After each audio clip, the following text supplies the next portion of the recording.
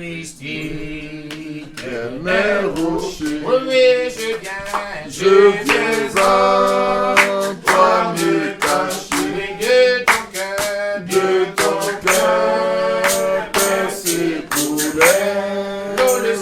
l'eau, le sang qui régénère, que par ce flot rédempteur. oh oui, Du péché, je sois vainqueur. Tous les travaux de mes mains, oui, pour te plaire, je serai oui, l'homme aimé dans ma détresse, mais pour le insensé, il me sauve de la vie. Toi, ce peu et de Seigneur, je m'apporte qu'à toi seul est mon souffle. je viens à toi, Je viens à toi sans retour. et même souillé, Souillé, je viens à la source ouverte pour les pécheurs. Rends-moi de route, Seigneur, je m'apporte ta croix seule est mon soutien. Je viens à toi sans retour. Souillé, je viens à la source ouverte pour les pécheurs. Rends-moi De rouge, tant que je respire, tant que je respire encore. comme pour moi, Viendra la mort. ô Seigneur, Lorsque je devrais paraître devant mon juge, mon Père, au Christ éternel rocher. Je veux en toi me cacher, tant que je respire encore. Comme pour moi, viendra la mort. Alléluia, Lorsque je devrais paraître devant mon juge et mon Maître, au Christ éternel rocher. oui, Je veux en toi me cacher. Qui a bien écouté le chant qu'on a chanté? Au Christ éternel rocher. C'est ça. Donne-moi ça. Je ne sais pas vous donner mon cantique. 239, c'est ici. Au Christ éternel rocher, je viens en toi me cacher. Je ne vais pas me cacher ni dans le message, ni dans la religion. Je viens me cacher en Christ, lui l'éternel rocher. De son cœur percé coulèrent l'eau, le sang qui régénère. C'est là qu'on peut recevoir tout ce qui peut faire de nous des fils de Dieu. On est régénéré complètement. On n'est plus ce qu'on était avant. On est autre chose. Cela peut déranger, mais toute nouvelle naissance est un gâchis. Que ce flot rédempteur du péché, je sois vainqueur. Tous les travaux de mes mains pour te plaindre sont vains. Amen. Tous les travaux, tout ce que je peux faire là, moi, en tant qu'humain là, ça n'a aucune valeur devant Dieu. C'est pour ça qu'on peut dire que nous sommes des serviteurs même inutiles. quand on aurait fait la meilleure des choses. Lors même quand ma détresse, mes pleurs couleraient sans cesse, cela ne saurait me laver. Amen. Amen. Mais les pleurs au pied du Seigneur ne sont jamais vaines. Amen. Ceux qui pleurent au pied du Seigneur pour lui porter ses fardeaux, pour lui porter ses problèmes, il doit être certain que sa voix est entendue. Amen. Même quand il a l'impression que rien ne se passe, il doit savoir que le Seigneur entend. Il comprend. Il voit. Ne pensons pas que quand Job parlait dans ses douleurs, Dieu n'était pas là. Il écoutait bien. Il entendait. C'est pour ça qu'à la fin, il lui a posé des questions. Il dit, mais qui est-ce qui obscurcit mes desseins? Qui est cet homme intelligent? Il pense qu'il est intelligent, qui peut obscurer mes desseins. Seigneur, je n'apporte rien. Ta croix seule est mon soutien. Amen. Amen. Que sur la croix du Seigneur soit notre soutien. Amen. Je viens à toi sans ressources. Il y en a qui pensent qu'il y a ça avec beaucoup d'argent, beaucoup de biens. Non. Ce dont le Seigneur a besoin de nous, c'est notre cœur. Amen. Des cœurs humbles, pauvres, humiliés, qu'on peut laisser entre ses mains. Souillez, je viens à la source qui est ouverte pour les pécheurs.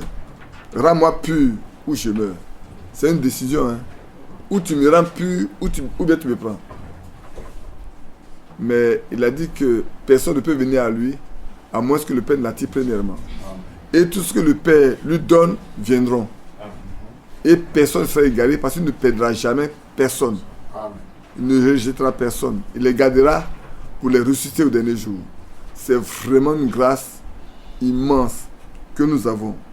Tant que je respire encore, quand pour moi viendra la mort, lorsque je devais paraître devant mon juge et mon maître, c'est au Christ éternel rocher, c'est là où je dois me cacher. Pour que je ne sois pas jugé. Pour qu'il y ait plutôt un avocat qui peut m'aider, qui peut me sauver, qui peut prendre position pour moi, qui peut dire, quand il était sur la terre, il a pris position pour moi. Maintenant ici, je prends position pour lui. Amen. Amen. Prenons fermement position pour Christ, mes bien-aimés. Ne craignons rien. Je voulais qu'on finisse avec le problème de l'église, la fausse église là. Mais il y a quelqu'un qui m'a envoyé un mot après qu'on ait fait la Sainte Seine. Parce que je n'ai pas insisté outre mesure sur autre chose que le fait de montrer ce que Frère Branham a prêché, ce que Frère Franck a dit. Il dit, mais si tu veux ramener tout aux Écritures, il fallait revenir aux Écritures. J'avais plein de passages ici, mais à cause du temps, je n'ai pas voulu perdre le temps en longueur pour qu'on puisse prendre la Sainte Seine. Peut-être, je n'en parlerai pas aujourd'hui, mais je peux déjà citer les versets comme ça, pour que s'il veut l'écouter, il écoute, et puis après, je vais venir dessus pour parler de ça. Alors, quand je préparais la Sainte Seine là, voilà les passages que j'ai notés. Exode 12, du verset 8 au verset 15 et suivant. Exode 29, verset 2. Nombre 28, verset 17. Deutéronome 16, verset 3. Nombre 9, verset 11 à 12 et 14. Dans Lévitique, j'ai noté le verset 23, le chapitre 23, verset 5. Et puis je suis venu dans 1 Corinthiens 5, 7, Hébreux 11, 28. Je ne parle pas de Hébreux 11, 23 à 34 parce qu'on a lu ça. Ça, c'est le déroulement de la Sainte Seine. Le problème qui se pose, ce n'est pas le déroulement de la Sainte Seine.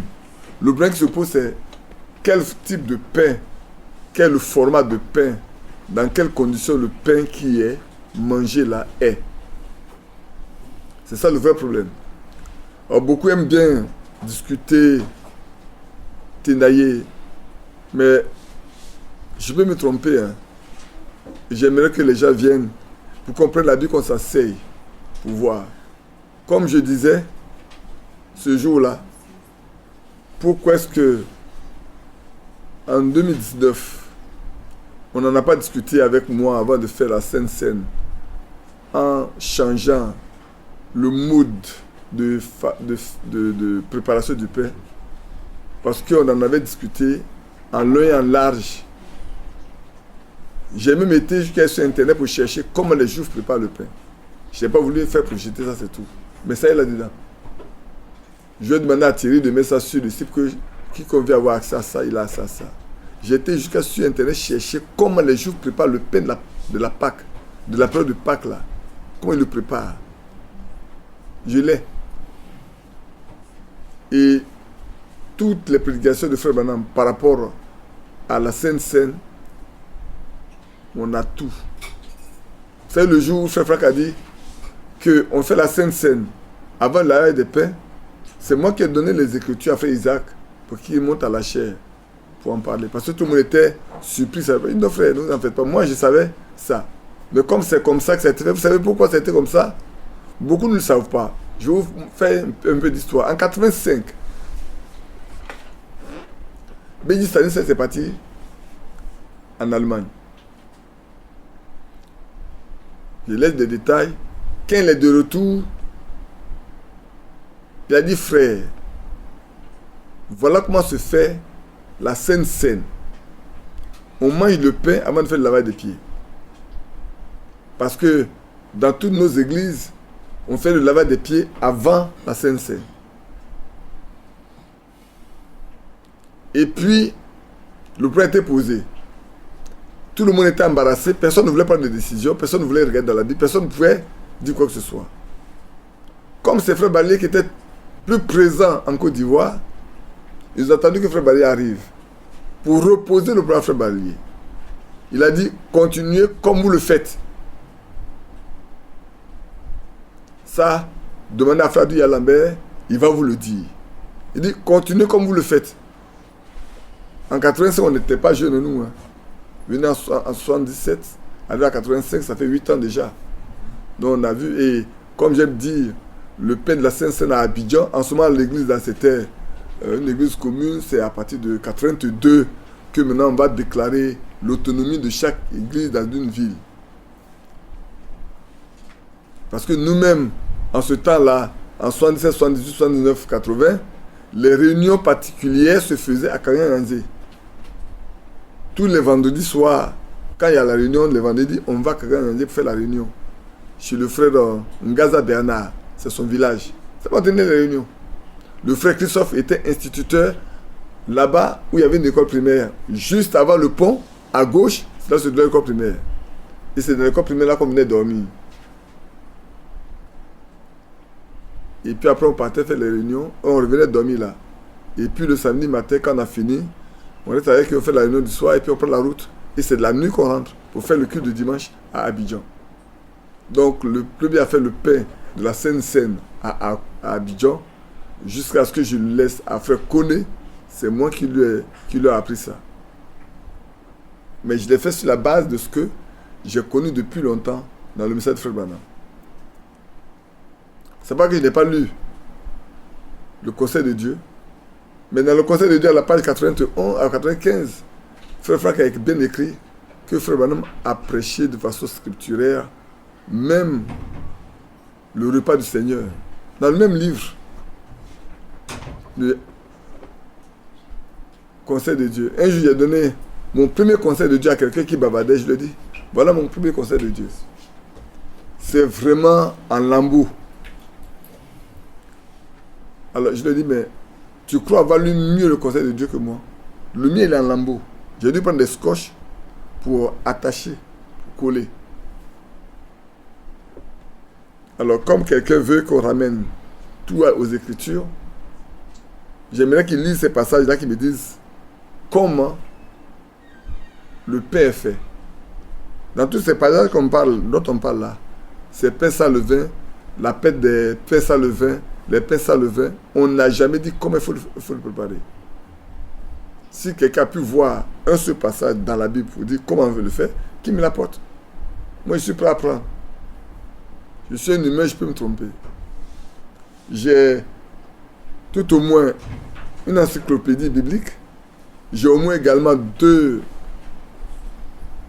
comment je peux appeler ça, deux concordances. Une concordance presque électronique.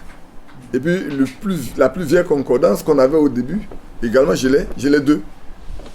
Donc, en prenant une concordance, tu mets pain, tu as tout. D'abord, on pense à pain sans levain. Avant de parler de tous les autres pains, on met la première part, c'est pain sans levain. Premier, deuxième, troisième, quatrième. Alors quand tu parles tous les pains sans levain, tu lis tous les passages qui concernent le pain sans levain. Toi, ça va de quoi la question? C'est pas sorcier, c'est pas caché. Mais celui qui a donné la composition du pain sans levain en notre temps, c'est Frère Branham. C'est Frère Branham. Je me fais vous faire rire. Je me souviens encore en 83 où je me suis battu pour ne pas que on boive le vin dans des petits verres. Je me souviens encore en 83 où je me suis battu pour que, vous savez, il y a des tenues, les femmes musulmanes aiment bien ça. Il y a une grande robe avec un genre de pantalon en bas là. Je me suis battu à ce temps pour que ça ne passe pas dans l'église. C'est apprécié de certains. Je leur ai dit, c'est un pantalon après tout. Vous pouvez pas dire que ce n'est pas un pantalon. C'est un pantalon après tout. Et je ne suis pas musulman. Bon, bref, un jour Dieu nous en parlera au ciel. Un jour. Il y a des choses qu'on dit ici-bas, on pense que ce n'est pas écrit là-haut. Mais si le Seigneur dit, ceux qui craignaient Dieu, s'entretenaient, parlaient l'un à l'autre, et qu'un livre fut ouvert devant le Seigneur, sachez que tout ce que nous disons là, si ça doit nous être présenté en haut là-bas, c'est écrit. Si le Seigneur dit, chacun répondra pour les paroles vaines qu'il aura prononcées, pour préférer, ça c'est déjà écrit, ça t'attend. Le seul moyen pour que cela ne soit pas imputé, c'est que tu aies marché avec le Seigneur et que tu n'aies rien dit contre quelqu'un d'autre. Autrement, tu vas répondre à ça. Que Dieu nous aide. Donc peut-être on reviendra là-dessus avec vous. Lisez ça d'abord et puis on reviendra nous-mêmes peut-être dimanche prochain. On va le relire tranquillement pour que chacun puisse savoir. Quand je dis je ramène tout aux Écritures, je le fais. Si je ne l'ai pas fait, si je n'ai pas lu auparavant, j'ai noté ça. Tous les passages ont été notés bien avant. Donc, je n'ai pas de souci avec ça. Mais je n'ai pas voulu répondre à ce jeune homme que je connais très bien, mais qui change. Et ça me fait pitié. Ça me fait très pitié. Je pense que beaucoup de milieux... La Bible dit que les mauvaises compagnies corrompent les bonnes mœurs. Et c'est vrai. Quand vous fréquentez des gens, vous finissez, si vous n'êtes pas très fort, vous finissez par prendre leur pli. Et ça déteint sur vous. Que Dieu fasse en sorte que les mauvaises choses ne se déteignent pas sur nous. Amen. Mais que nous laissions plutôt avoir le pli de la parole de Dieu sur chacun de nous. Donc pour revenir à pour terminer à notre thème, j'ai été même chercher mon vieux livre du précis de l'histoire de l'Église qui a été écrit en 90, écrit par un certain docteur Jean-Marie, c'est pas toi, Jean-Marie Nicole. Quand j'ai vu son nom Nicole, il a apporté le nom, ça ne bien c'est, ou bien il n'a pas de père, mais qu'est-ce qui se passe? Ça s'appelle Jean-Marie Nicole. Mais effectivement, il a retracé beaucoup de choses de l'Église depuis. Je vais vous faire rire un peu en disant ici. Il s'appelle Ignace, l'épiscopat.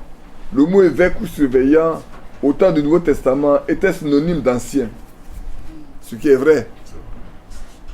Avec Ignace, la hiérarchie à 3 étages s'établit. On a parlé déjà du nicolaïsme, ou comment on arrache tout ce qui est de l'Église pour le donner à un clergé. Alors il va continuer en disant, l'évêque devient le pasteur unique de l'Église locale et même il se trouve à la tête de plusieurs paroisses qui forment un diocèse. Voilà d'où vient l'Église catholique. les anciens ou presbytères tendent à devenir des prêtres. Parce que finalement, les anciens, c'était à eux qui avaient la charge de nourrir, de perdre le troupeau sur lequel Dieu les a établis évêques. Et puis, quand les diacres occupent le 3e rang, les églises anciennes étaient fières d'avoir une série ininterrompue d'évêques qui remontaient au temps des apôtres, succession apostolique, s'il y en avait vraiment. Mais après, il y a des zones mineures. Donc, il a décrit, il a passé en revue toute l'église, les théologies. Ils savent que même la Trinité a été abordée d'abord par Théophile d'Antioche, avant que Tertullien n'en fasse la doctrine. Et que, parce que je crois que Tertullien était un avocat, si je ne me trompe pas, un avocat converti qui a commencé vraiment à mettre sa science juridique pour les choses de Dieu. Mais ce n'est pas des gens qui ont été convertis réellement. Et on voit la succession de batailles entre le clergé. Quand on parle même du pontife, la pontificat ou pontificius, le titre qui était donné aux anciens rois romains, on a fini par donner ça au pape. Mais tout cela vient du paganisme. Celui qui a lu par exemple le livre de Franck Viola, histoire qu'on appelle le christianisme paganisé. Vous voyez également tout le parcours. Et quand tu regardes tout ça, que tu ramènes, tu mets alors les âges de l'église, tu te rends compte vraiment que c'est les livres qui ont été écrits après le passage de Frère Branham. Hein. C'est des livres écrits vraiment après le passage de Frère Branham. Mais Frère Branham n'a pas écrit, lui aussi n'a pas prêché seulement ça. Quand il vous dit, il a lu, je vais peut-être vous dire, il a lu tellement de livres là-dessus. Les peuples prénicéens, même le Babylone, les 2 Babylone d'Islope. Moi, j'ai les 2 Babylone d'Islope à la maison. Les 2 Babylone d'Islope, je les ai. Il a aussi. Pour voir exactement comment est-ce que l'Église a commencé à dévier, comment on est rentré dans des situations qui n'ont rien à voir avec ce que le Seigneur a donné. C'est pour ça qu'on a préféré d'abord, donner les indices ou les caractéristiques de la vraie Église fondée par le Seigneur lui-même. Avant d'en arriver à faire la comparaison avec ce qu'il avait trouvé quand lui-même était sur cette terre avec les pharisiens, les sadducéens, les hérodiens et quoi d'autre encore que nous pouvons connaître, les scribes et tout. Mais aucun n'a pu parler comme il a parlé. Comme le disaient les huissiers qui devaient aller le saisir pour le compte des pharisiens et du Sanhédrin. Il dit, jamais personne n'a parlé, jamais homme n'a parlé comme celui-là. Il dit, mais vous êtes tous devenus, vous aussi ses disciples? Ou bien parmi nous là, il y en a qui sont devenus ses disciples? Alors Nicodème qui est pas de voir une a dit, mais est-ce que notre loi nous permet de juger quelqu'un, de condamner quelqu'un sans l'avoir entendu? Il dit, mais tu as bien regardé, est-ce que la Galilée est sortie de Galilée? Il y a un prophète qui peut sortir de Galilée? Il y a quelque chose de beau qui peut sortir de la Galilée? Tu ne sais pas, là-bas c'est de la pourriture seulement. Mais c'est vrai qu'il est sorti de la Galilée, mais il est né à Nazareth. C'est ça que beaucoup n'ont pas compris. C'est vrai, le Nazaréen et tout. Que Dieu nous bénisse. Donc pour revenir un peu à cette vieille église qui s'est organisée, qui a été la première à être organisée, et nous devons savoir que frère, le Seigneur savait dès la fondation du monde qu'il y aura 2 grandes églises, dans tout le format, il y aura 2 grandes églises. Le Seigneur savait également ce qui allait se dérouler durant tous les âges de l'église jusqu'à ce que l'enlèvement ait lieu. Rien n'est... Sinon, il n'est pas Dieu. C'est pour ça que je vais lire encore dans ce message intitulé « Les 5 identifications de la vraie église, de la véritable église de Christ ». Là, je lirai, puis on reviendra dans Apocalypse chapitre 17 pour lire. Et j'ai demandé à Thierry de mettre sur le site la position de Rome. Parce que Rome est bâtie sur 7 collines. Et les 5 collines-là sont bien identifiées et sont là. Moi, j'ai été tiré, j'ai perdu La première, il y avait une lettre que j'avais voulu vous faire lire un peu, qui date de 85, qui a eu lieu à Nairobi, où les religieux des autres dénominations et les catholiques se sont réunis pour décider de la modification de la Bible depuis 85. Mais, gloire soit rendue à Dieu, ils n'ont pas réussi. Ce que je dis, c'est maintenant que le nouveau pape, là, François, il est tellement, pour parler comme les Anglais, il est très bullish. Là-dessus, il veut à tout prix amener à ces modifications-là, dans la mesure où il accepte que le mot sexualité soit complètement banni, parce que l'ONU même a dit que ça les empêche d'exécuter les droits de l'homme. Le droit à l'avortement que l'Église, pas l'Église, mais que la Bible condamne, ça les empêche de pouvoir exécuter les droits de l'homme. Le genre, aujourd'hui, le transgenre, je regarde Vincent, c'est ce que Vincent dira. S'il me dit qu'il est une femme, alors je l'appelle une femme. S'il me dit qu'il est un homme, alors je considère qu'il est un homme. Mais son aspect extérieur ne veut rien dire. On est arrivé vraiment, vraiment au temps de Sodome et de Gomorrhe.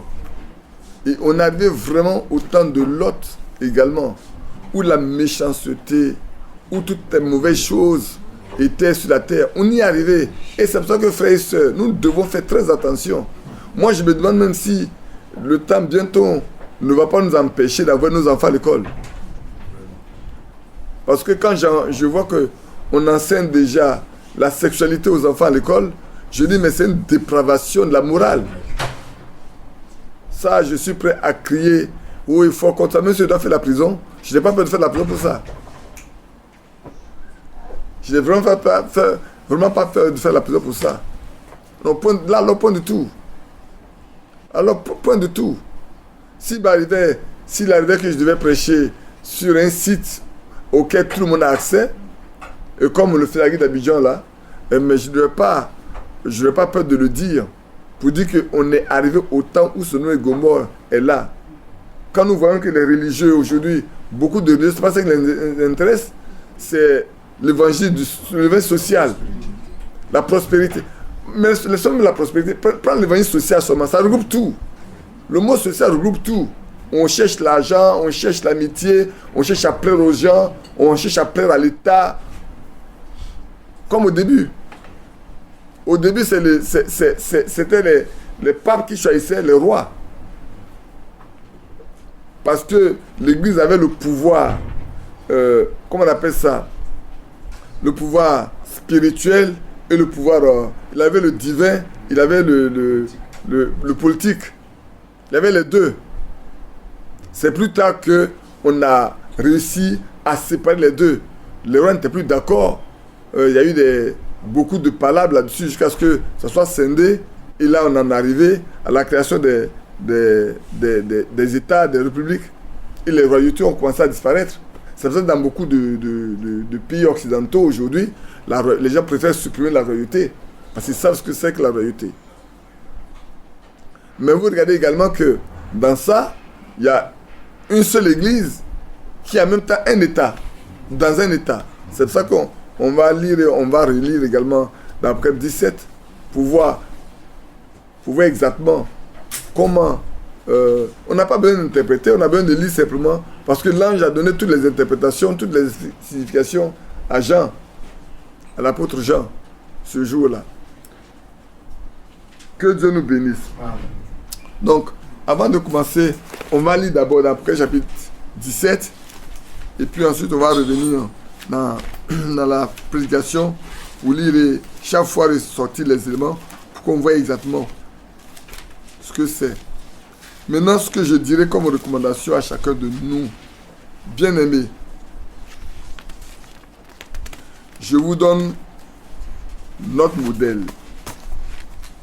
Le modèle que nous avons suivi, qui a fait qu'on a grandi facilement spirituellement, au point où, je vais vous dire ce qui va vous surprendre, au point où dès 78-79, alors que nous étions encore là, très jeunes à la foi,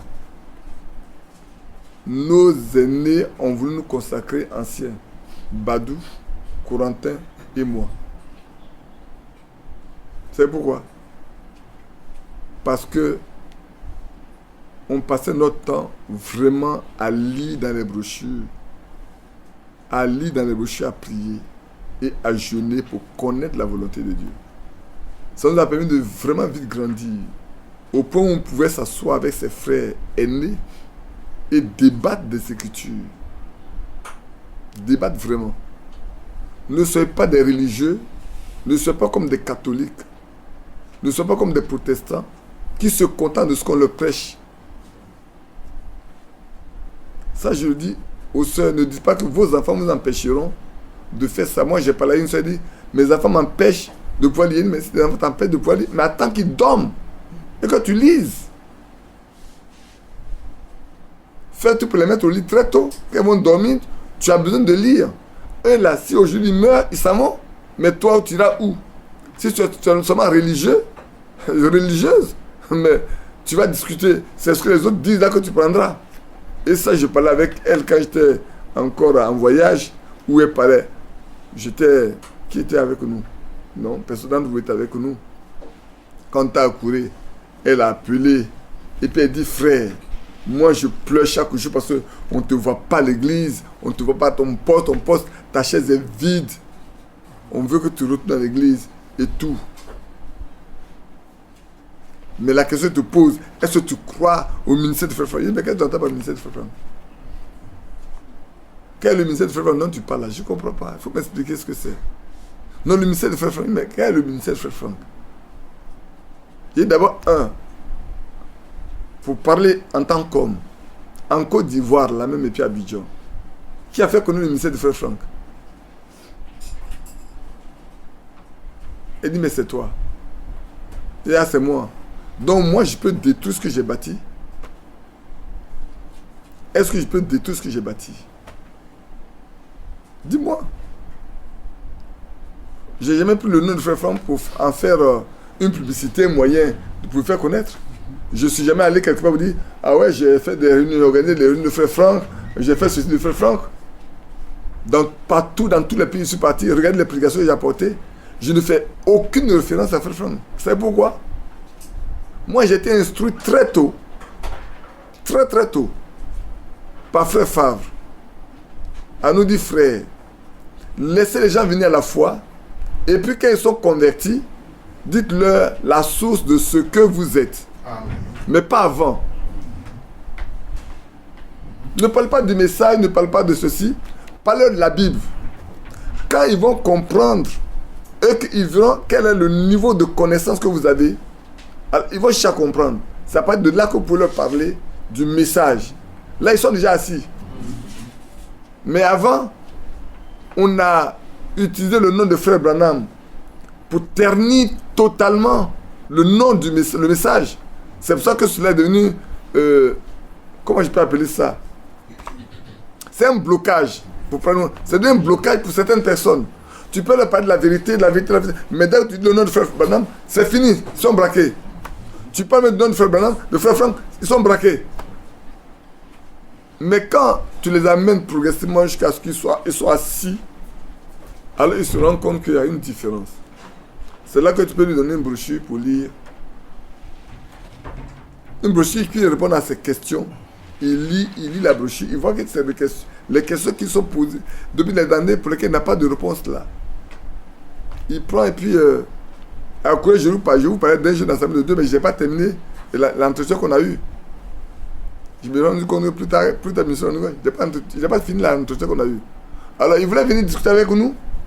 Et ses pasteurs, ses frères nous ont dit, il ne faut pas aller. Il ne faut pas qu'il aille. Il dit, mais non. Si eux ils ont le Saint-Esprit, comment il ne peut pas discuter avec nous qui n'avons pas le Saint-Esprit? Et puis il est venu s'asseoir. Un soir, il est venu avec sa Bible. J'étais avec Léon, Yapi, le frère Yapi encore. Le frère Yapi, moi-même, puis Joseph. Puis on l'a écouté, il a fini de parler. Puis on n'a pas lui poser des questions. On a parlé pendant 3 heures de temps. À la fin, il a compris que vraiment, c'est nous qui avons la vérité. Amen. Mais on ne lui a jamais cité une seule lettre circulaire, une seule brochure, On est parti sur la Bible simplement. C'est là, le fondement de tout. Vous ne pouvez pas aller devant un religieux avec les lettres circulaires et les brochures. Non, vous ne pouvez aller qu'avec la Bible. Amen.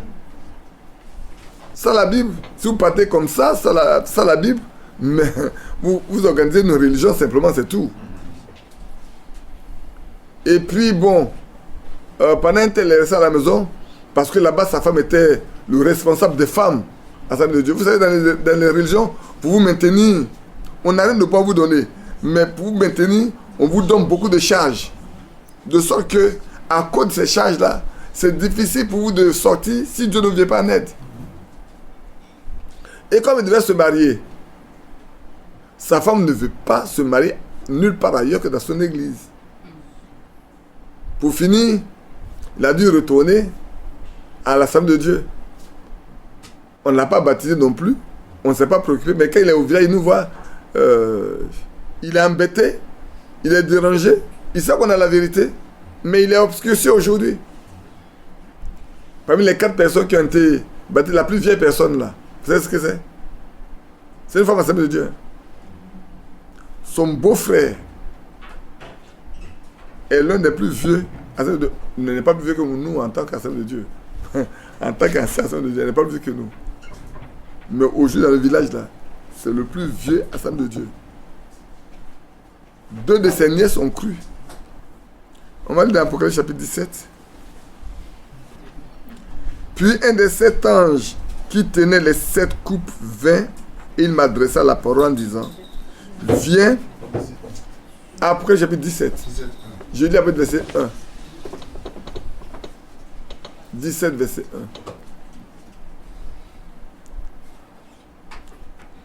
Puis un des 7 anges qui tenait les 7 coupes vint, et il m'adressa la parole en disant, viens, je te montrerai le jugement de la grande prostituée. Vous voyez comment est-ce qu'il est appelé? Une prostituée. Je ne vais pas faire le commentaire, je lirai ce que Frère Branham a dit, que vous suivez. Parce que c'est à lui que le Seigneur a donné l'explication, la révélation de tous ces éléments-là. Aujourd'hui, on le lit, on le comprend, parce que Dieu le lui a révélé. Aucun autre n'a eu la possibilité d'avoir la révélation avant. Dieu a révélé ça à Frère Branham d'abord avant que nous tous, nous puissions en avoir la connaissance.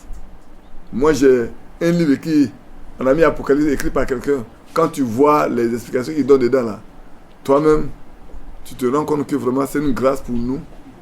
Et tu peux voir que c'est Dieu qui a voulu. Et quand on prend ce que Frère Branham a dit, quand on remet ça avec la réalité, ça colle parfaitement. Ce qui est contraire à tout ce qu'on voit, tout ce qui est écrit par les autres. À part ce qui est historique, hein.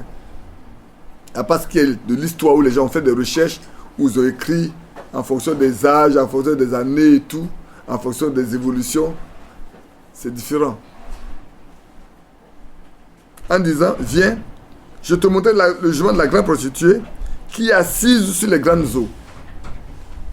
Et vous savez, le Seigneur il est très précis dans ce qu'il fait. Même quand il parle en parabole qu'on ne comprend pas, c'est très précis. La prostituée, mais qui est assise sur les grandes eaux. C'est avec elle que les rois de la terre se sont livrés à la débauche. Et c'est du vin de sa débauche que les habitants de la terre se sont enivrés. On va voir qu'est-ce que c'est que le vin de sa débauche. On va voir qu'est-ce que c'est cette débauche-là.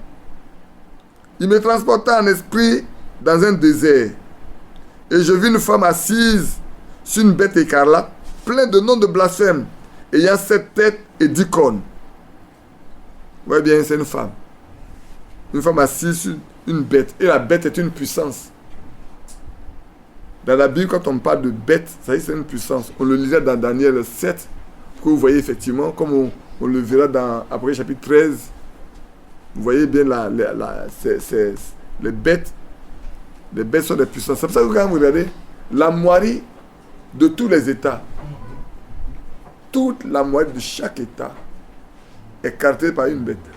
La Côte d'Ivoire, c'est l'éléphant. L'Amérique, c'est l'aigle. Il y en a, c'est le coq. Les Français, c'est le coq.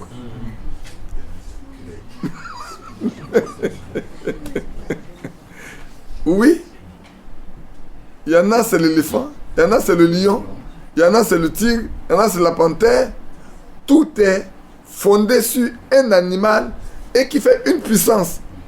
Qui démontre la puissance que vous êtes. La Côte d'Ivoire est un pays très lourd parce que c'est un éléphant. Il n'est pas agile du tout. Et le coq, c'est un palabreur. Mangeant dans n'importe quel basse-cour.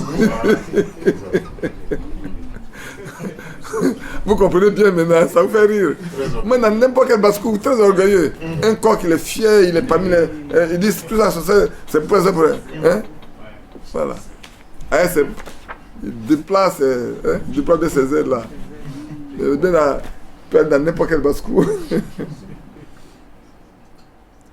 Et il dit, cette femme était vêtue de pourpre et d'écarlate, et parée d'or, de pierres précieuses et de perles. Elle tenait dans sa main une coupe d'or remplie d'abominations et des impuretés de sa prostitution. Sur son front était écrit un nom, un mystère: Babylone la grande, la mère des prostituées et des abominations de la terre. Donc c'est une mère qui a des filles.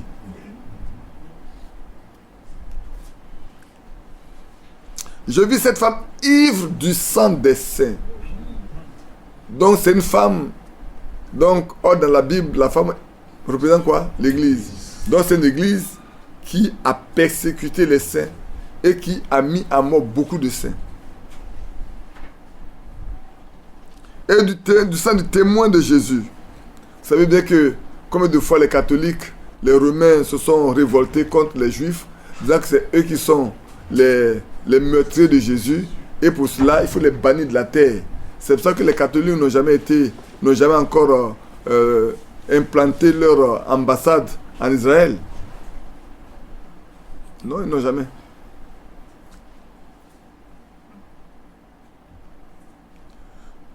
En la voyant, je fus saisi d'un grand étonnement. C'est normal. On voit une très belle femme assise là, avec des poupes, des trucs écarlates, des pierres précieuses. Mais puis du coup, c'est elle qui est ivre. Quand on dit qu'elle est ivre du sang des saints, c'est qu'elle a bu le sang des saints jusqu'à elle est sous de ça. Jean ne peut qu'être étonné. Comment ça se passe comme ça? Et l'ange du là, il me dit, pourquoi t'étonnes-tu? Je te dis le mystère de la femme et de la bête qui la porte. La femme est portée par une bête qui a les 7 têtes et les 10 cornes. La bête que tu as vue était et elle n'est plus. Elle doit monter de l'abîme et aller à la perdition. Et les habitants de la terre, ceux dont le nom n'a pas été écrit dès la fondation du monde, dans le livre de vie, s'étonneront en voyant la bête, parce qu'elle était, qu'elle n'est plus, qu'elle réapparaîtra. C'est ici l'intelligence qui a de la sagesse. Les 7 têtes sont 7 montagnes sur lesquelles la femme est assise. Mais au moins sur la terre, il y a 3 villes qui sont sur les collines, sur les montagnes. Mais des caractéristiques vont nous permettre de savoir que les 2 autres là n'y sont pas. De toute façon, on en parlera.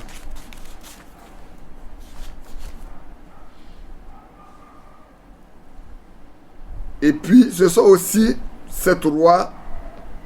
5 sont tombés, un existe, l'autre n'est pas encore venu. Et quand il sera venu, il doit rester peu de temps. Et la bête qui était et qui n'est plus, elle est elle-même un 8e roi. Elle est du nombre des 7. Et elle va à la perdition. Je ne sais pas si vous voyez comment c'est. Elle va à la perdition. Elle ne va pas au ciel. Les 10 cornes que tu as vues sont 10 rois qui n'ont pas encore reçu de royaume, mais qui reçoivent autorité comme roi pendant 1 heure avec la bête. Ils ont un même destin. Et ils donnent leur puissance et leur autorité à la bête. Ils combattront contre l'agneau. Et l'agneau les vaincra. Parce qu'il est le Seigneur des seigneurs et le roi des rois. Et les appelés, les élus et les fidèles qui sont avec lui les vaincront aussi. C'est bien clair, hein? Les appelés, les élus et les fidèles qui sont avec lui les vaincront. Il me dit, les eaux que tu as vues, sur lesquelles la prostituée est assise, ce sont des peuples, des foules, des nations et des langues. Donc c'est tout un peuple. Cette femme-là, elle domine sous un peuple. Elle est installée partout. Comme je le disais tout à l'heure, Jean-Marie, en tant que diplomate, peut nous le dire. Vous savez, une église, la seule église qui a des ambassades partout, c'est l'église catholique. Et quand vous arrivez dans un pays, l'ambassade de l'église catholique est toujours le doyen des ambassadeurs, même si c'est le plus jeune. Le doyen des ambassadeurs. C'est pour ça que souvent, quand les gens sont nommés, sont élus président, ils vont toujours à Rome. Ils vont toujours à Rome. Ils vont d'abord voir le pape. C'est le principal plutôt.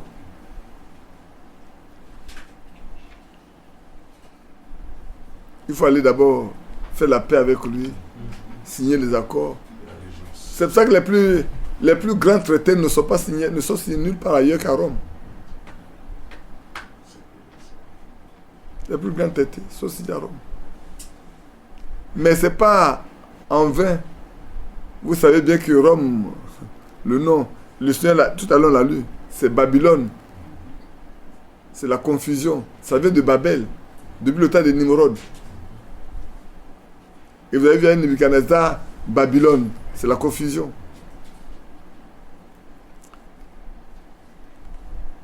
Les 10 cornes que tu as vues, et la bête haïront la prostituée. La bête, hein, les 10 cornes et la bête vont haïr la prostituée. La prostituée, c'est l'église. Haïront la prostituée, la dépouilleront et la mettront à nu. Elles mangeront ses chairs et la consumeront par le feu. Car Dieu a mis dans leur cœur d'exécuter son dessein, un même dessein, et de donner leur royauté à la bête jusqu'à ce que les paroles de Dieu soient accomplies.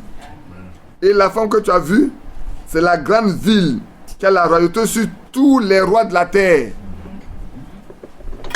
C'est très clair pour vous. À partir de là, on n'a plus besoin de beaucoup d'explications. Mais j'aimerais quand même lire ce que Dieu a révélé à Frère Branham et qu'il a donné à chacun de nous, pour que nous comprenions pourquoi nous ne devons pas nous appartenir à des organisations religieuses ou à des dénominations. Parce que ce sont les filles de la prostituée. Et si vous regardez bien l'histoire, comme je le disais tout à l'heure, depuis, après Paul, Irénée est venu, mais déjà, vers la fin de cet âge-là, déjà, les choses sont mises en ordre. Celui qui veut, je ne sais pas si on peut trouver ça encore, je ne sais pas. Mais si vous voulez vous partir, vous pouvez commander pour lire pour votre instruction. Ça va vous donner beaucoup de renseignements pour ceux qui sont bien assis. Ça peut c'est le précis de l'histoire de l'Église. Il a écrit effectivement le précis de la doctrine de l'Église. Comment les doctrines ont été bâties pendant tout le temps. Il a écrit sur tous ces éléments-là. Il a fait des recherches, il a écrit dessus. C'est un grand docteur catholique, pas catholique, protestant. Il y a des choses sur lesquelles il n'est pas d'accord avec le catholicisme, mais il y a des choses qui rentrent dans leur doctrine et dans lesquelles ils apprécient bien qu'il a dit que Tertullien a rendu vraiment un grand service à l'Église en écrivant la doctrine de la Trinité. Et beaucoup comme Zwingli ont été mis à mort parce qu'ils n'ont jamais été d'accord avec la Trinité. Beaucoup d'hommes ont péri pour s'être élevés contre. Donc, pour venir aux sept collines de montagne, les 7 noms sont là. Il y a le Capitole, il y a le Quirinal, il y a le Viminal, il y a l'Esquilin, il y a le calus, et puis le ventin, aventin, et le palatin. C'est sur ces 7-là que le Vatican, Rome est bâti. Et à l'intérieur de Rome que se trouve le Vatican. Donc, ouais, la capitale de Rome, c'est le Vatican. Et le Vatican, c'est le siège de la papauté romaine. Ça ici, on a fait ça, mais il y a la même carte ici pour bien décrire comment c'est composé. Maintenant, revenons un peu ici dans les détails. Vous allez vous rendre compte. Mais on peut lire également Apocalypse chapitre 13 pour que les choses, quand on en arrive, on ne revienne plus du tout là-dessus. Sinon, on le lit et puis on va lire également peut-être Daniel 7. Ici, il dit, puis je vis monter de la terre, de la mer, une bête qui avait 10 cornes et 7 têtes. Et sur ces 7 cornes, 10 diadèmes. Et sur ces têtes, des noms de blasphème. C'est la même qu'on a vu en Apocalypse 17. Maintenant, la bête que je vis était semblable, regardez bien, était semblable à un léopard. Ses pieds étaient comme ceux d'un ours, et sa gueule comme une gueule de lion.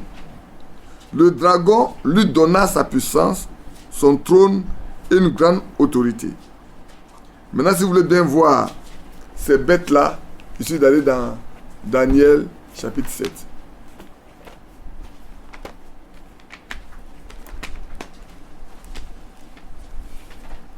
Donc ici, on regarde bien. Il était semblable à un léopard, n'est-ce pas? Ses pieds étaient comme un ours et sa gueule était comme un lion. Ça fait combien? 4 puissances. Alors dans Daniel, pour que vous connaissiez fondamentalement bien, Daniel chapitre 7, je lis à partir du verset 1. Vous y êtes.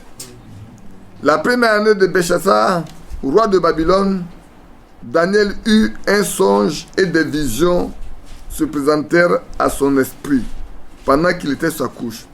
Ensuite, il écrivit le songe et raconta les principales choses. Daniel commença et dit, je regardais pendant ma vision nocturne et voici les 4 vents des cieux firent irruption sur la grande mer. Donc, sur toute la terre où il y a des hommes. Et quand grands animaux sortirent de la mer, quand on entend la mer là, considérez qu'il s'agit des hommes, des nations et des peuples, différents les uns des autres. Et dans ma Bible, on met premier empire universel, Babylone. Le premier était semblable à un lion. Il y avait des aigles d'ailes. Je regardais jusqu'au moment où ses ailes furent arrachées. Il fut enlevé de la terre et mis debout sur ses pieds comme un homme ayant un cœur d'homme lui fut donné. C'était le royaume babylonien dans lequel le roi Nebuchadnezzar et ses enfants ont gouverné. Plus tard, voici un deuxième animal qui lui était semblable. Là, ils sont mis empire universel des Mèdes et des Perses. Un animal était semblable à un ours. Il se tenait sur un côté. Il avait 3 côtes à la gueule, entre les dents. Et on lui disait, lève-toi, mange beaucoup de chair.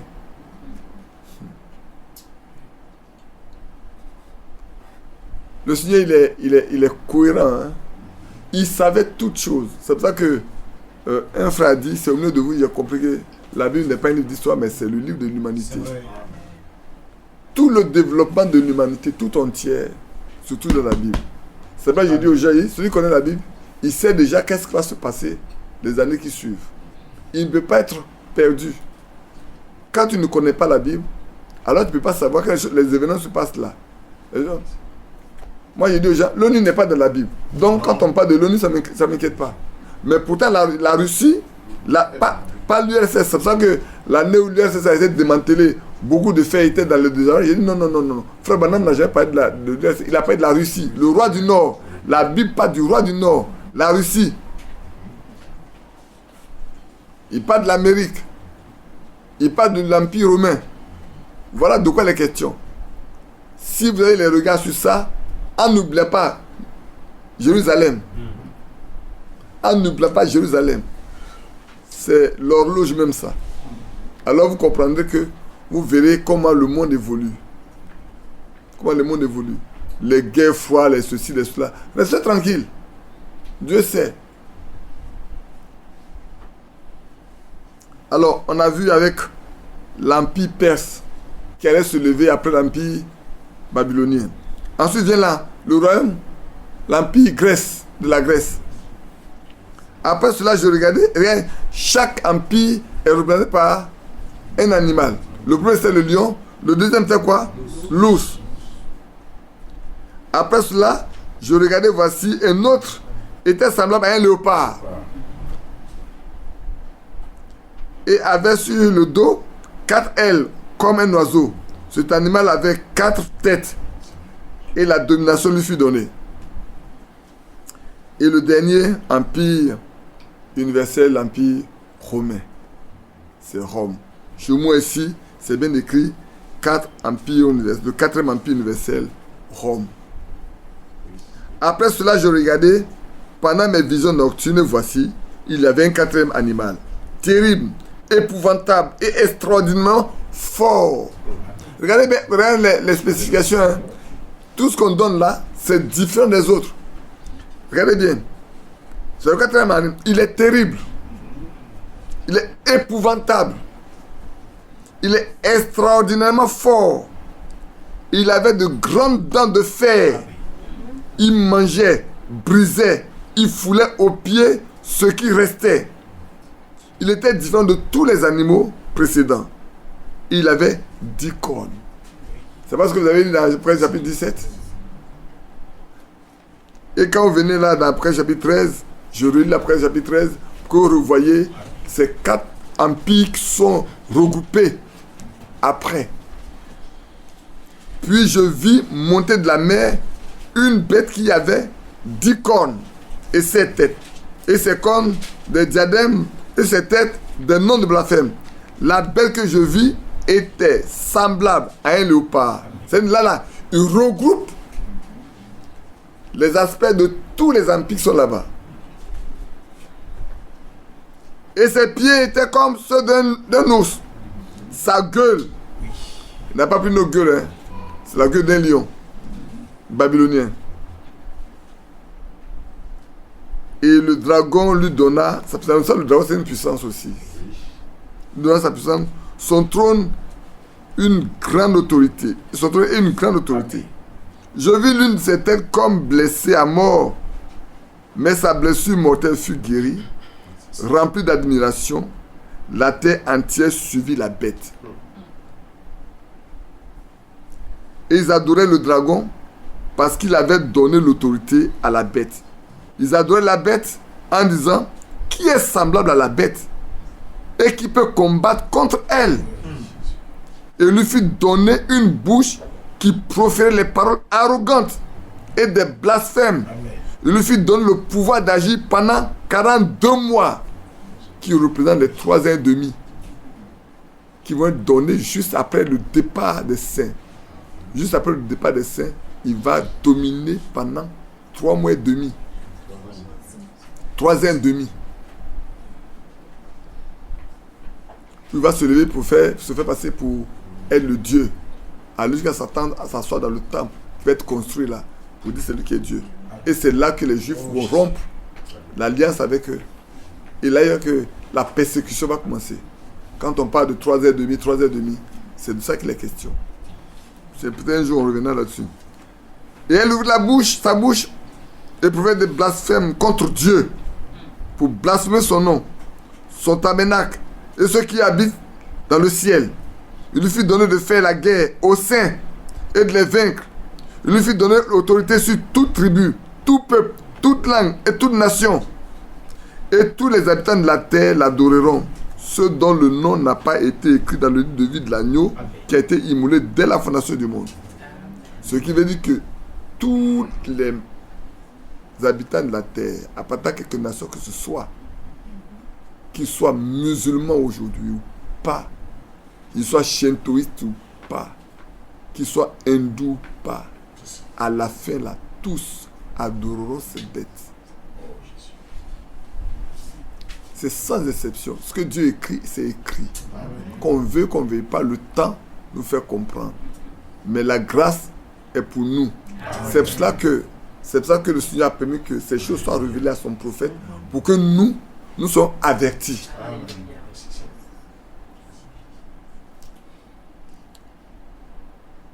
Et puis, et tous les habitants de la terre, bon, on a lu ici, si quelqu'un est destiné à la captivité, il ira en captivité. Si quelqu'un tue par l'épée, il faut qu'il soit tué par l'épée. C'est ici la persévérance et la foi des saints.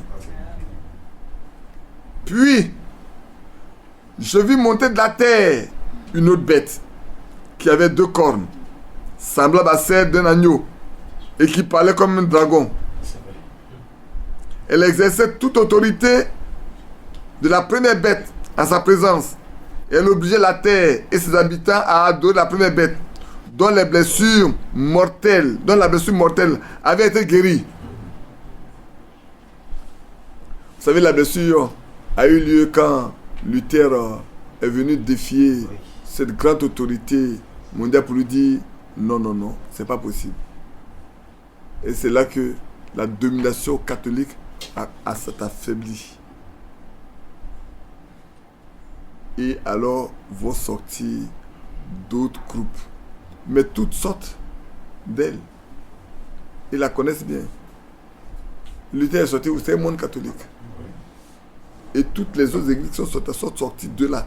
C'est des successions, on sort de là. Mais toujours en gardant les principales doctrines. Si quelques pratiques, on n'en prend pas, mais les principales doctrines sont là-dedans. Le baptême au nom du Père, du Fils et du Saint-Esprit. Il n'y a pas un qui a échappé. Non. Il y en a qui n'adorent pas Marie, c'est vrai. Mais regardez comment ils se conduisent. C'est à peu près la même chose. Le baptême, on fait des coups de baptême avant de prendre le baptême. Même à la scène de Dieu, on fait les coups de baptême. Mais chez mes parents méthodistes, on fait le coup de baptême. Chez les baptistes, on fait le coup de baptême. Les gens ne sont pas baptisés dès qu'ils ont cru. Non. Et au début même là, tu fais 3 années. Moi, vous savez, Dieu m'a meilleur vous expliquer pour moi. J'étais à l'école catholique pour faire le catéchumen, pour prendre mon baptême. J'ai manqué à 2 cours. Et alors on a revenu me baptiser. Et j'ai posé la question à la dame qui fait, mais tu refuses de me faire baptiser, si je meurs, demain tu peux me défendre devant Dieu. Comme tu n'as pas voulu que je sois baptisé, désormais là, j'ai même mis pied dans l'église catholique. C'est fini pour moi. J'étais à l'école primaire. Et j'ai coupé avec l'église catholique comme ça. Je ne partais plus dans aucune église. Jusqu'en 74. Mars 74, Dieu me dit, abandonne tout, viens sur moi. C'est là que je vais reprendre à être connecté avec Dieu. Sinon, pendant tout le reste de ma vie, un vagabond, un idolâtre, un féticheur. C'était mes amis, ça. Il y avait un ami qui était lépreux, mais c'était un vrai féticheur. Si quelqu'un n'a pas compris que le diable existe là, c'est qu'il n'a rien connu. Le gars assis là, il met une brindille de balai, mais là. Et puis il peut te dire ce qui se passe à des milliers de kilomètres de là où il est. Tu lui dis ça, il va te dire. Et quand tu vérifies, c'est vrai. Juste une brindille. Il pique dans le sol là. Et puis tu parles. C'est comme la brindille de la maman de frère Isaïe. Quand la brindille était au milieu de sa maison, avec tous les fétiches de ses grands-parents, c'est elle qui adorait ça. Quand le jour arrive là, tous les esprits viennent. Personne ne peut. Et le jour où elle est convertie, elle a dit à Isaïe, tu vas te débarrasser de ma maison d'abord avant que je ne vienne dedans. Il est parti, il a dormi là, il a prié, il a dormi. Et le matin, c'est levé très tôt. Ramasser toutes les fétiches, tous les fétiches là. Le mettait dans sa voiture. Il ramasse la voiture. Quand il a fini, pour lui, la brandy qui est là, c'est pas ce qui est important. Donc, c'est pas difficile. On prend les grosses choses d'abord. Il a rempli sa R12 là. Maintenant, c'est le temps, c'est le tour de la brandy. Quand il a attrapé comme ça là, il a reculé. Il a reculé, il a compris que c'est pas un truc, c'est pas qui est pointé comme ça. C'est une puissance. Il a reculé, il s'est mis à genoux. Il a prié d'abord. Quand il a fini de prier, maintenant il dit, au nom de Jésus, je t'arrache. Flogo, il n'a plus rien du tout. Il a mis ça dans sa voiture. Mais pour combien de kilomètres? Il a passé de 5 heures du matin jusqu'à 17 heures du soir. La voiture ne bouge pas. Une voiture neuve, il va un peu, la voiture tombe en panne. Ça s'arrête. Il prie, il démarre, il va, la voiture s'arrête. Il prie, il démarre, il va un peu, la voiture s'arrête. Il prie, il démarre, jusqu'à quand il est arrivé chez ses oncles là. Quand le premier l'avait dit, Mondri est délivré. Il dit, Mondri est délivré.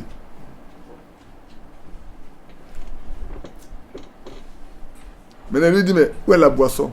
Il dit, moi, quelle boisson? Prenez votre fétiche là. Je vais nous envoyer les fétiches de vos parents. Moi, il y a une boisson pour faire vos libations. Hein? Non, prenez vos fétiches. Là, il a vidé son coffre là. Quand il a vidé son coffre, il a déposé ça chez eux. Après, sa voiture n'a plus eu de panne. La voiture n'a plus eu de panne. Allez se reposer, puis le lendemain, prendre la route pour venir à la chose. Ça peut être là que sa maman a pu habiter la maison. Et elle a habité la maison. Et un jour, elle est tombée malade. Permettez-moi de revenir un peu ici. Pour que vous voyez ce que le diable fait. C'est les gens qui n'ont pas connu le diable qui peuvent jouer avec les choses de Dieu. Elle est tombée malade. La pauvre femme prenait un morceau de bois pour se gratter. Au point que quelqu'un dit, quand tu étais avec nous là, tu n'as jamais souffert comme ça. Maintenant tu es pas dans l'église de ton fils là, voilà, tu es en train de mourir. Elle dit, ce Dieu là, il est vrai. Je ne peux pas l'abandonner. Mais si je meurs, je vais mourir avec elle. Avec lui plutôt. Et puis, Esaïe dort. Il fait un songe. Dans le songe, sa mère est malade. Et nous deux sommes partis. C'est lui et moi qui sommes partis. Et c'est moi qui me suis occupé de sa mère. Qui a soigné sa mère. Et puis il se réveille. Mais attends. Qu'est-ce qu'elle se sent bizarre, ma mère malade? C'est frère Badi qui a un genre de bombe à aérosol. Qui a enlevé la camisole de ma maman. Qui a pulvérisé le produit sur elle. Partout soigner ma maman jusqu'au bout. Ça veut dire quoi ça? Il n'a pas encore fini de réfléchir que son petit frère l'appelle. Il décroche, il dit, ta maman est gravement malade. Si tu ne vas pas maintenant là, c'est pas ce qu'avant la fin de la semaine tu peux la voir. Il dit quoi? Il dit, elle est très malade. Sur son corps là, c'est pas possible. Il y a des taches noires. Et ça la gratte. Elle souffre. On est parti à l'hôpital, on ne peut rien faire pour elle. Il a pris son téléphone, m'a appelé, il dit, frère Badi, voilà ce que j'ai vu. Et comme c'est toi qui as soigné ma maman, il faut que tu viennes pour aller prier pour elle. J'ai pris Yahoo Joachim. Joachim là, qui est avec la médaille là, que vous voyez là. C'est lui que j'ai pris avec moi. Allons. On allait chez Isaïe. À Sikensi. Avant d'aller, j'ai dit à frère Isaïe, on va prier. C'est ce que j'ai demandé au Seigneur. J'ai dit, Seigneur, fais que nous ne partons pas pour prier pour qu'elle soit guérie. Mais avant qu'on arrive là-bas, qu'elle soit guérie, qu'on nous la trouve guérie. Amen. Quand on est arrivé là, la femme était en train de pêcher son manioc. Entièrement bonne santé. En train de pêcher son manioc. Comme c'est ma voiture, c'est pas la voiture de son fils, donc elle ne sait pas qui arrive. Les gens étaient surpris. Qui arrive là? C'est quand Esaïe est sorti de la voiture que sa mère l'a vu, qu'elle a jeté sa machette. Elle s'est levée, elle a entonné un cantique. Quand tu vois Esaïe avec sa mère en train de danser jusqu'à s'embrasser, se prendre là. Nous on est sortis de la voiture, bon, on était un peu béates. Mais tu sentais vraiment comme une fois c'est émotionnel. On s'assoit et puis on nous demande les nouvelles. Et un vieux nous demande les nouvelles et puis Esaïe donne les nouvelles et dit ah, je vous ai dit. Esaïe est tellement sorcier, qu'est-ce qui se passe ici? Il a vu ça là-bas. Je vous ai dit, Esaïe, il a un sorcier. Ce qui se passe ici, Esaïe a vu ça là-bas qu'elle est venue avec ses frères. Il dit, mais voilà celui qui a soigné ma maman là. C'est lui qui a soigné, c'est pas juste venu avec lui. Il a dit en venant là, qu'on ne vient pas trouver la maman malade, qu'on venait la trouver guérie. On a vu la trouver guérie. Et la maman s'est levée. Dieu lui a laissé une tache ici.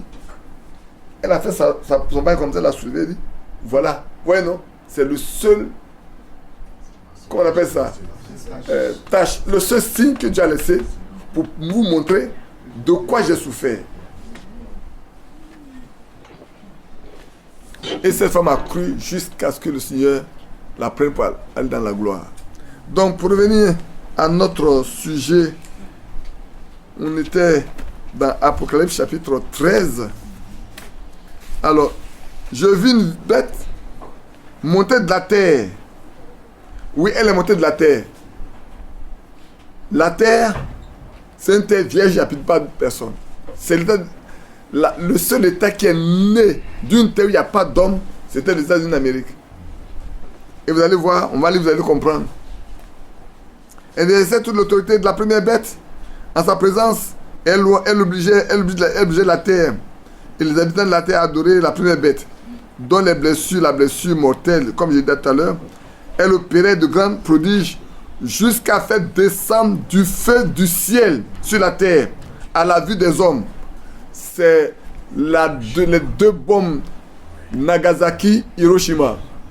C'est la première fois qu'un État faisait tomber le feu du ciel sur des nations. C'est les deux bombes qui étaient tombées à Nagasaki et à Hiroshima là. C'est ça qu'il était question. C'est les États-Unis d'Amérique qui l'a fait. C'est personne d'autre.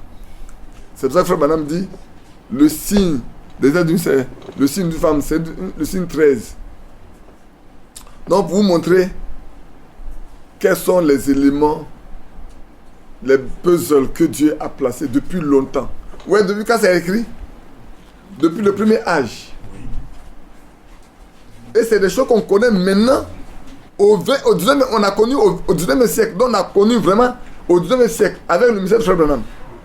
Pour ne pas dire peut-être au 20e siècle. Au 20e siècle, oui, c'est au 20e siècle. Au 20e siècle avec le ministère de Frère Branham.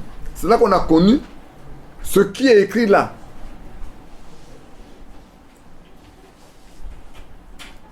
Et c'est pour ça que si vous poursuivez, quand il vient là, on continue qu'en bas, on verra bien le signe, le nombre et le nom de la bête. Et il pourrait dire, s'il n'a pas été au Vatican, je n'aurais jamais su qu'au Vatican, le nom du pape était Vicarius Filii Dei, c'est-à-dire le vicaire du Fils de Dieu. En d'autres termes, le remplaçant du Fils de Dieu sur la terre. C'est ça qu'on dit Pierre est le successeur de Jésus. Et c'est Vicarius Filii Dei. Amen. Si tu tires deux traits comme ça, ça donne des chiffres romains. Quand tu calcules, ça donne les 666. Et c'est le nombre de la bête. C'est le nombre de son nom. Amen. C'est pour ça que quand on vous dit que c'est un ordinateur qui est assis, qu'on a mis en Belgique là-bas, et qu'on va pouvoir vous contrôler et tout, Dieu n'a rien à faire avec ça. Amen. Dieu parle d'un homme. Et quand il dit figure, c'est pas le nom d'un seul homme, c'est le nom d'une succession de personnes. Mais c'est un nom. On l'appelle quoi? Le pape.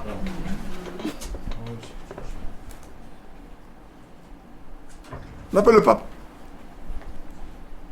Quel que soit le nom qu'on se sait, c'est le pape. Et quand vous regardez bien, quand on lit bien le verset 11, 12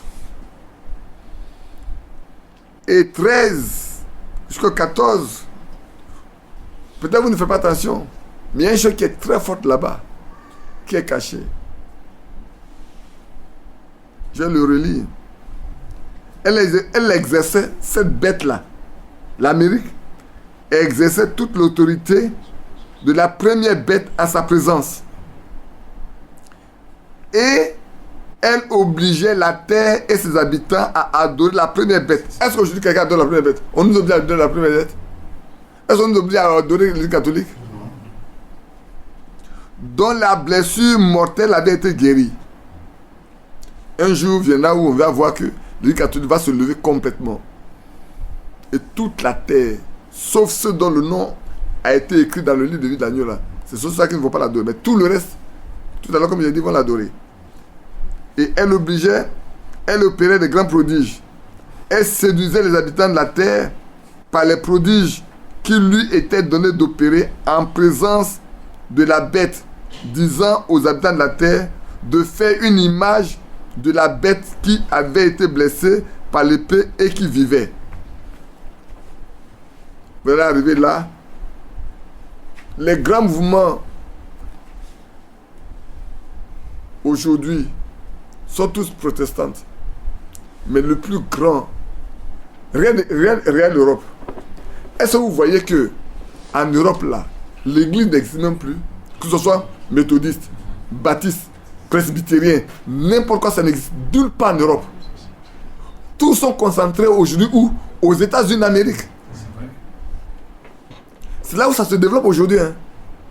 Là-bas, où vous avez vu avec les élections, avec Trump et autres, je peux dire leur participation, quand ils décident de participer, de soutenir, c'est un soutien fort qu'ils amènent. Mais c'est ceux-là qui vont faire l'image de la bête. Ils vont se réunir pour faire le mouvement clinique. Et ils vont faire une image. Et c'est pour ça que Frère Branham nous dit, le dernier pape ne pourra sortir d'ailleurs que des États-Unis d'Amérique. S'il sort de là, vous connaissez le patriotisme américain. S'il sort de là, ce qu'il va dire là, toutes les églises vont suivre, vont aller tranquillement. Parce qu'il a le pape. Et c'est facile pour ces grands mouvements protestants de faire une coalition pour soutenir le pape, pour que tout le monde soit soumis à lui. Bien aimé, aujourd'hui, Dieu nous a donné vraiment de la richesse pour nous dire, faites attention. Amen. Faites attention. Rien ne dit. Frère Branham ne dit pas. Et la Bible ne dit pas que dans les églises, il n'y a pas des enfants de Dieu. Beaucoup étaient des enfants de Dieu. Beaucoup étaient des baptistes. Les presbytériens ou les anabaptistes. Mais ils sont sortis pour venir croire. Bien aimé, le Seigneur a dit, certains des premiers seront les derniers. Et certains des derniers seront les premiers. En d'autres termes, nous qui pensons être les premiers, prenons garde. Amen. Prenons garde. Afin de garder notre robe blanche jusqu'au jour. Amen. Si on doit partir on doit devancer les autres, on reste blanc. Mais si on doit vivre jusqu'à ce que le Seigneur vienne là, qu'on reste blanc. Il n'y a pas de compromis à faire. Parce que sinon, on va rester dedans comme ça. D'autres vont venir, rentrer, et vont être enlevés, et nous allons être blessés. En contexte de fait que on connaît le message, on a le message depuis des années, on marche depuis des années. Alors qu'on est en train de rétrograder sans savoir. On rétrograde. Je disais à quelqu'un que si ce message faisait encore 100 ans, 150 ans, on serait piqué les catholiques. On serait piqué parce qu'on n'a même pas de visibilité, même pas de vision. On va établir. Attends, il y en a qui adore Frère Branham, qui bâtit au nom de Frère Branham. Dans quelle religion on a bâti au nom de choses? De Luther, de Wesley? Dans laquelle? Même pas.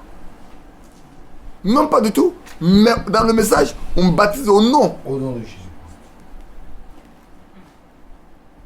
Et dites-moi, je ne sais pas, hein, peut-être vous savez, est-ce que les méthodistes vont en Angleterre là-bas sur la tombe de gens faire du pèlerinage?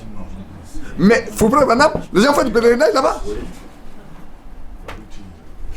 Ces bonbons, ces habits, son fusil, tout ceci. Il reste sur les bras, s'il a porté des bottes, pour avoir chez ses lunettes, le jacket, son chapeau, oui.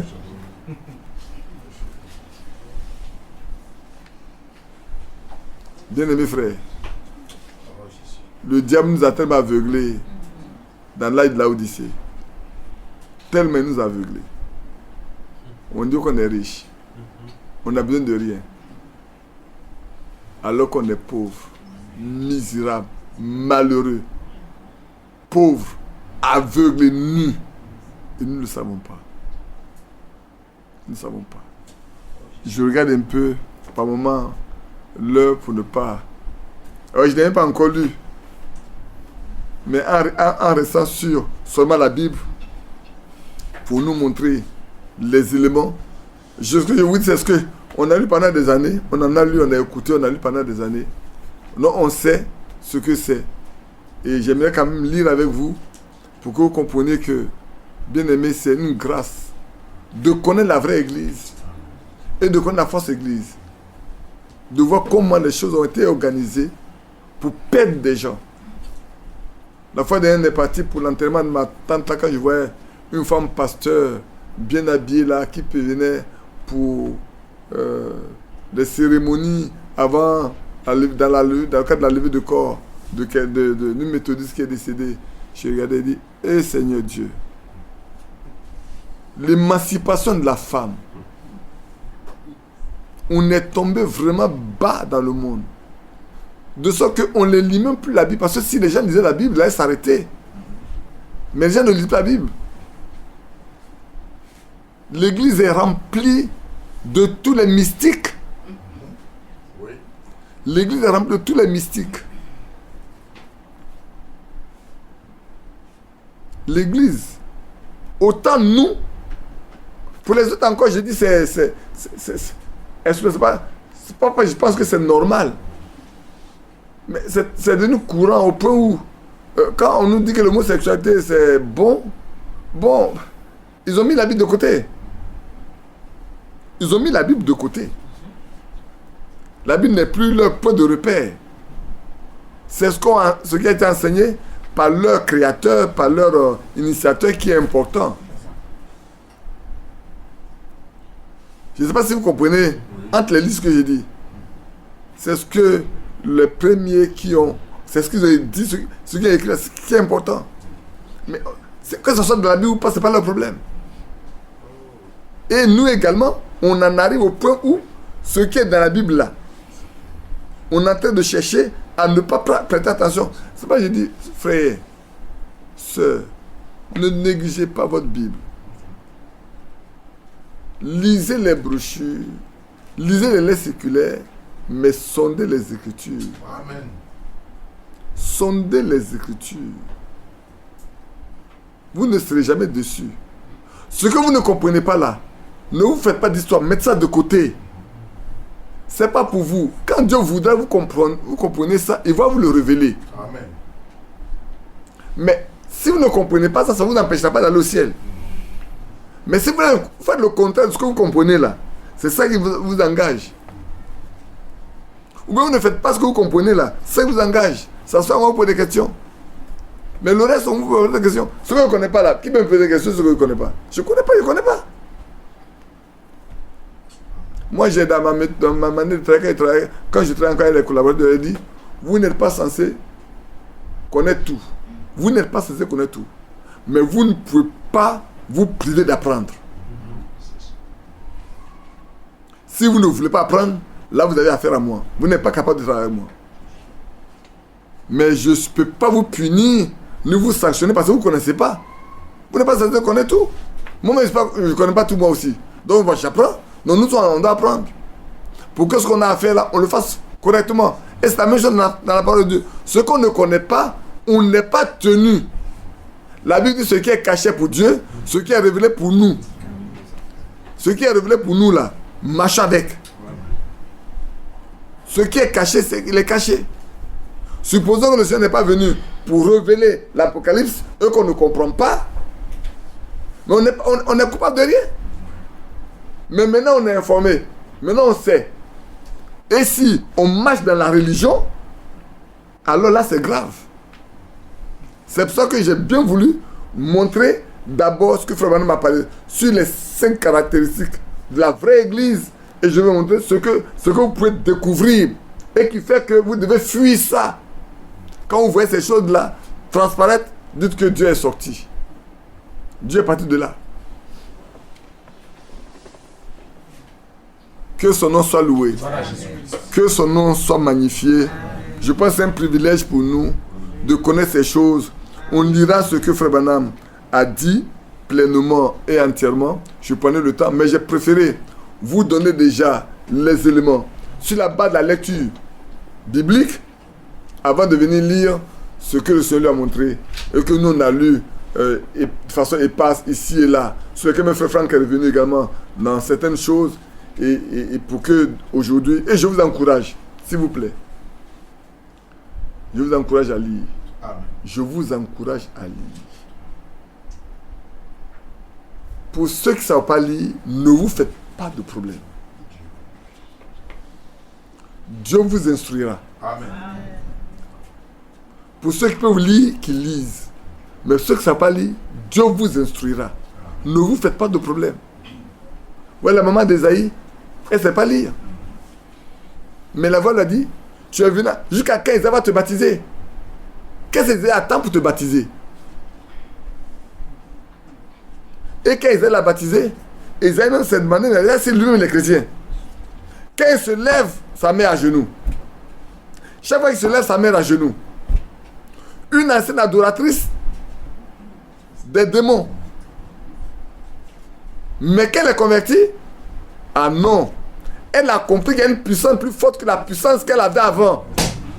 Donc elle s'est livrée complètement à cette puissance. C'est nous qui n'avons pas vécu certaines choses-là, qui faisons ce que nous voulons. Mais ceux qui sont sortis des entrailles de Satan, ah non, non, non. Ah non. Ils savent ce qu'il faut faire. Ils savent quelle position il faut prendre. Il ne peut pas se laisser distraire par quoi que ce soit. Rien d'autre ne les intéresse que de plaire à Dieu et à Dieu seul. Vous ne pouvez pas aller les séduire parce que vous savez parler. Aujourd'hui, on va, comme le frère Kevin me dit, on doit l'envoyer dans une école pour apprendre le langage oratoire. Je dis qu'après ça, on a dû apprendre le développement personnel. Le développement personnel, c'est quoi? C'est avoir confiance en soi. C'est avoir une confiance en soi. C'est d'avoir de l'autorité. C'est d'avoir dominer. C'est d'avoir parler. C'est d'avoir impressionner les gens.